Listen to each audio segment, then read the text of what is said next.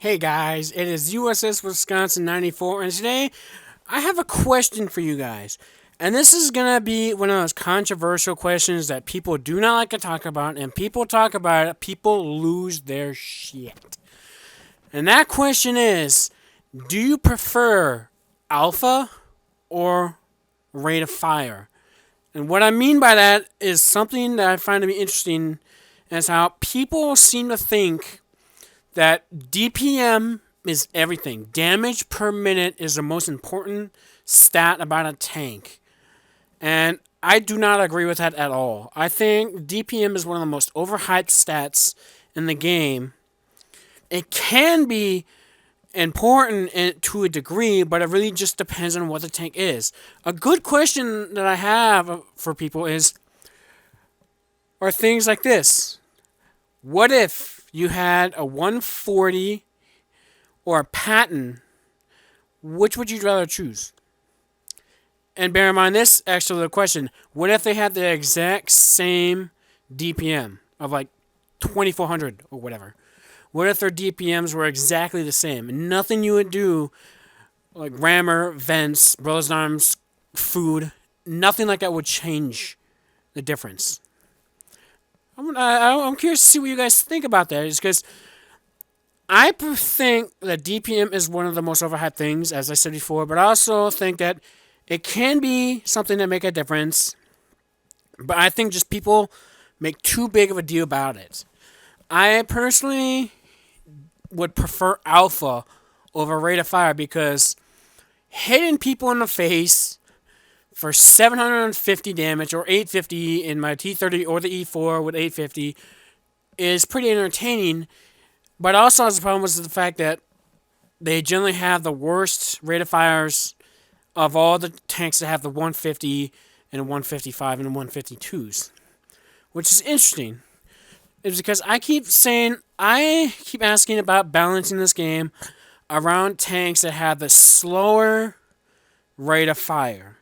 A good example the E4 has the worst, not the worst, the slowest firing 150 millimeter and up gun of them all. Are the 150s, 152s, or the 155s. It has the slowest rate of fire of them all, of 19.5 seconds, while something like other tanks, like the 268, has its reload into 16 seconds. That's something I ask you people, or make to ask you guys what you think. It has a 3-second difference. The alpha is something that I personally don't have as much of a problem. It's still annoying. Yes, I agree. 850 is too high. I think it should be dropped down to 750. I also have some of my other ideas that I'd like to try, but we'll get into that at a later time. If I were to look at the E4 and the 268, which would you rather choose? Or, another example, the E3 versus the E4. The E3 has a slightly better rate of fire. Not by much, though, but it's slightly, about half a second faster.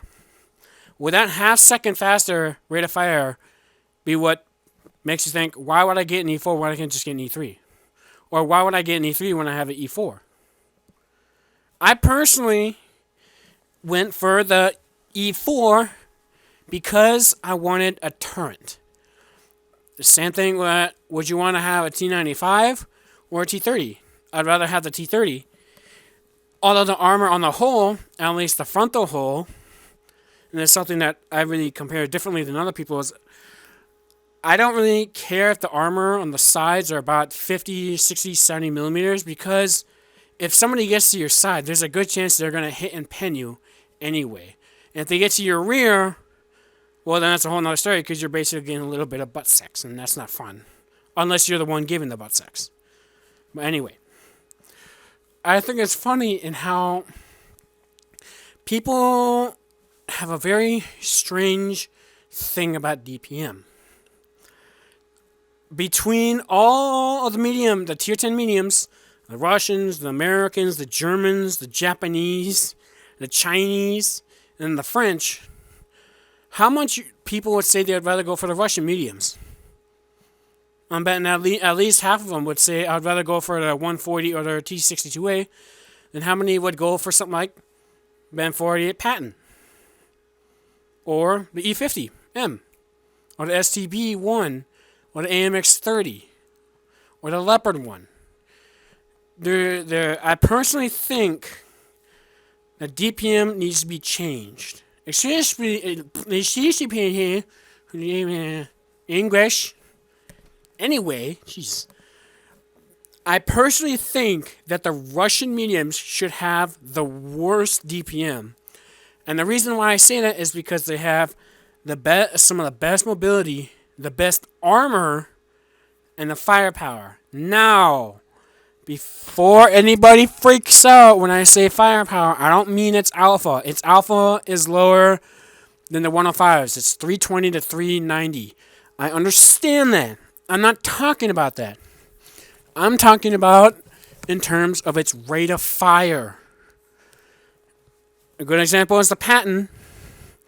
Gets close to like an 8-second reload, which is great. But it has an 8.4 second reload, which is great. It's really nice to have a very good rate of fire. But then again, you also have this other thing. The fact that you don't have the armor. There's a reason why the Patton is called a Fatten, because it's the size of a house. And people don't seem to understand that for some reason. I'm not entirely sure why. Because you look at a Object 140 versus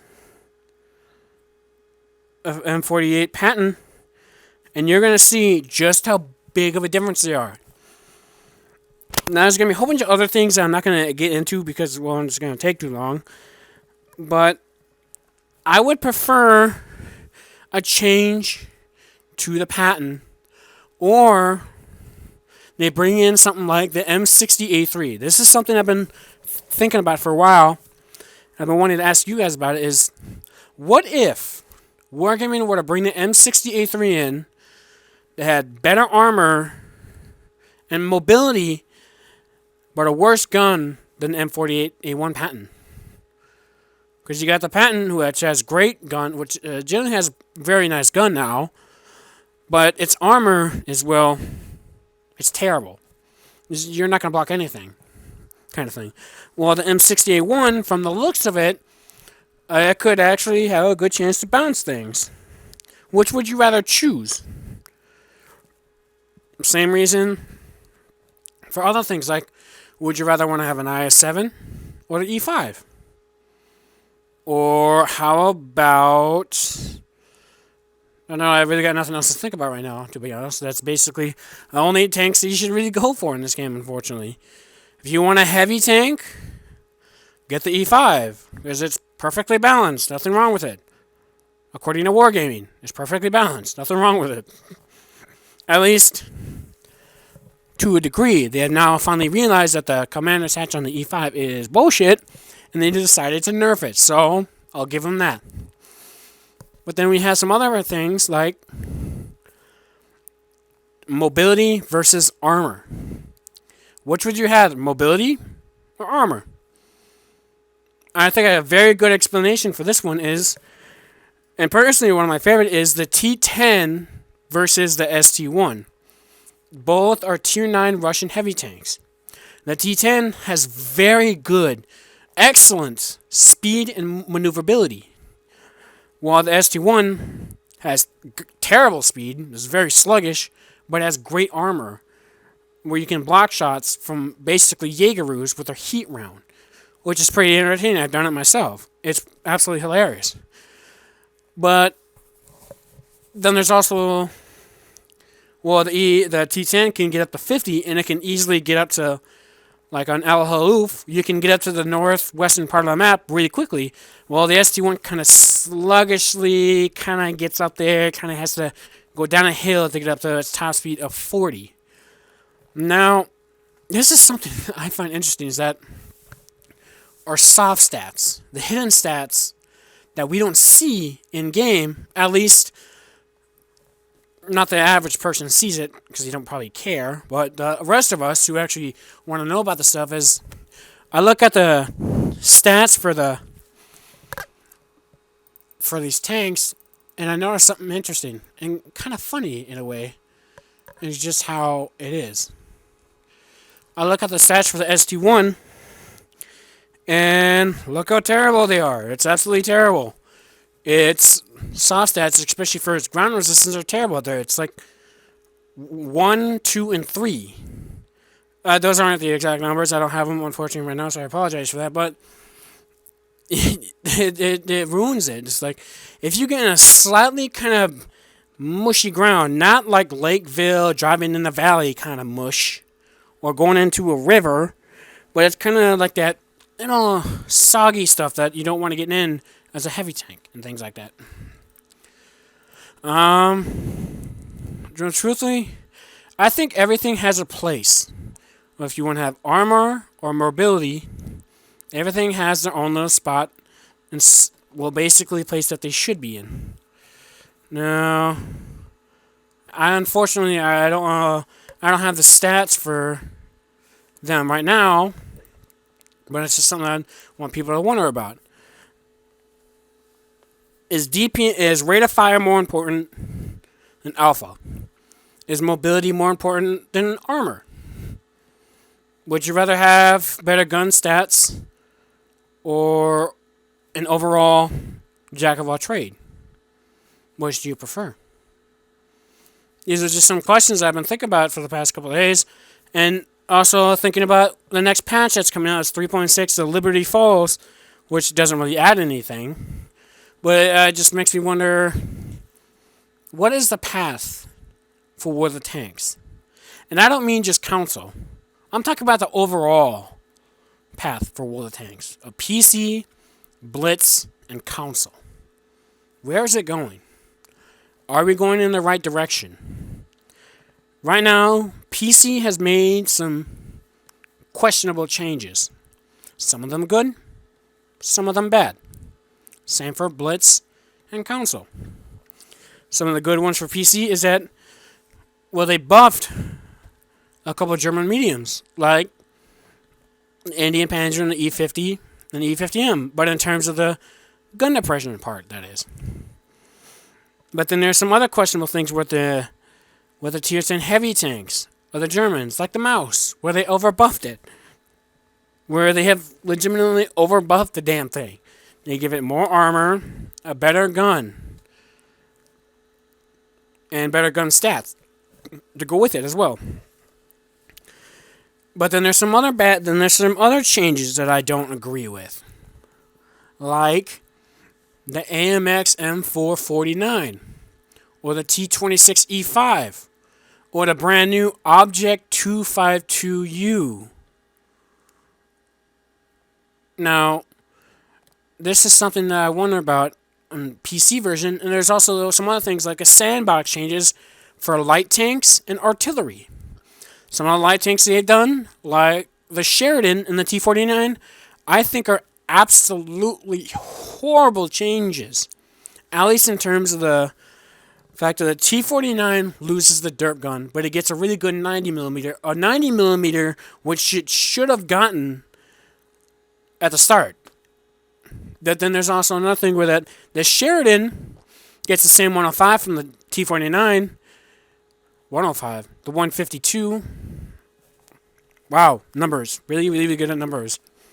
The 152, they didn't change a damn thing. They just copied and pasted it to the Sheridan while giving it a really, really, really nice 105. But then there's also another thing where they basically made it the XM551 Sheridan prototype. Wait a minute. Isn't the T49 the prototype of the Sheridan? Yes, it is. But yet, for some reason, Wargaming has decided that they didn't want to give the actual Sheridan to War of the Tanks. And another thing I find interesting about it is that apparently the Sheridan actually has a little bit of space armor on the damn thing. From what I've seen in his gameplay is I've seen some people put some HE shells on the side of a Sheridan, and it didn't bend, and they only did like 300 damage. So it makes me wonder, is the Sheridan actually going to have spaced armor? And if it does, I hope we get the upgraded, the actual Sheridan. It's not going to get missiles, which I'm not entirely sure how they would balance missiles in this game. I don't think they could at all, unless they completely reworked everything. But then there's some other things, like the German Tier 10 light tank, which I don't remember what the name is. Yeah, I got nothing. I can't remember what the name is, but it has like 440 meters of view range. Why? Why does it have 440? This is something that I get really confused about, as I think wargaming is going in a bad direction.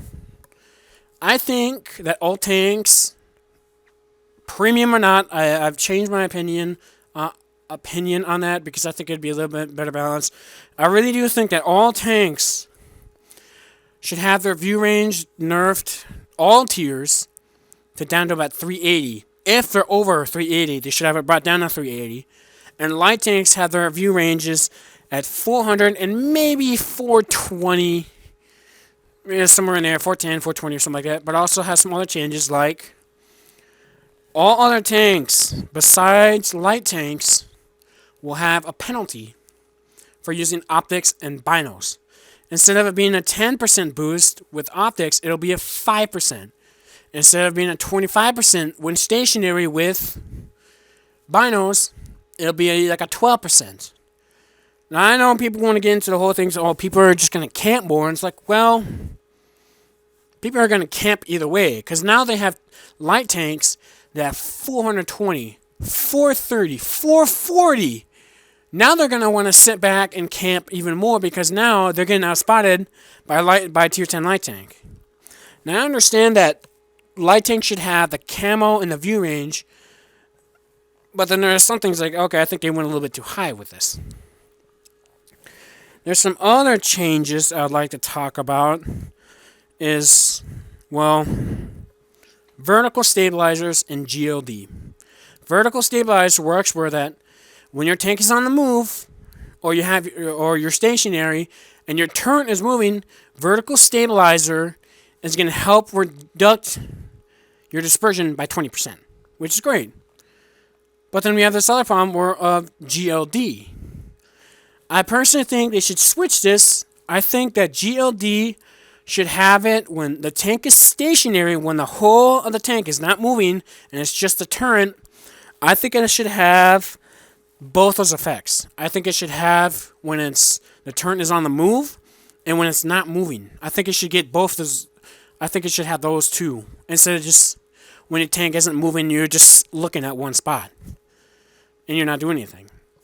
And vertical stabilizer should only work when the tank is actually on the move, when the hull is moving or turning or going backwards and forwards. That's just me. I don't know how that's going to affect me. I'm fairly certain people are going to get super salty about that, but whatever. It's the internet. People are going to get salty no matter what you say. So this is just something that I'm curious about, and I just want you guys to know. And I apologize about the screen going dark. I didn't actually notice this. I'm not looking at the screen right now.